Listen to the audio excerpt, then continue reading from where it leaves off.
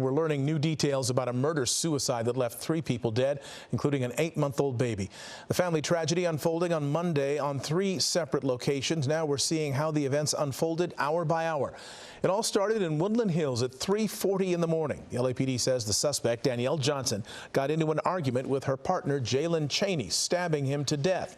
The mother then fled the scene with her 2 children. 50 minutes later, 4:30 a.m., Johnson was driving on the 405 freeway in Westchester when police say the girls were thrown out of the vehicle. The baby was hit by a car and killed.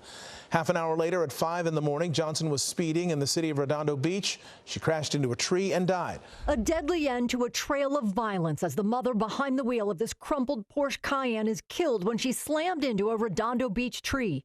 34-year-old Danielle Johnson is also accused of killing her live-in boyfriend at their apartment and her 8-month-old daughter when she threw the infant and her 9-year-old sister out of her car on the freeway. The suspect slowed the vehicle and opened the passenger door for her daughter and then told her to get out of the car. And when the daughter didn't do that, she then forcibly pushed her out of the vehicle in the middle of the freeway while moving, while the 9-year-old was holding the 8-month-old baby.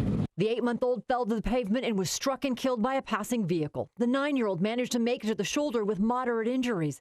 A horrific ending to deadly violence that began hours earlier for the sole survivor.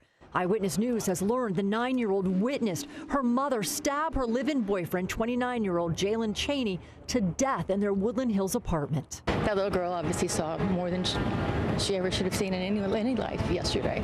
So I just hope someone's taking care of her because she's going to need it.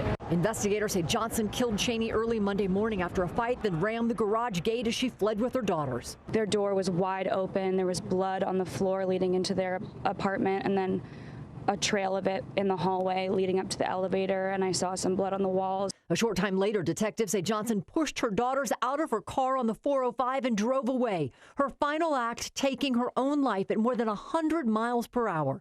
Detectives now piecing together the trail of violence and searching for a motive.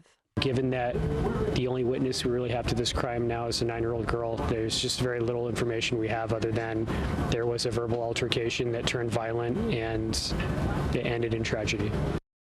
The 9-year-old now in the care of the Department of Children's Services. Her father lives out of state. It's unclear if Cheney was the father of the 8-month-old who died.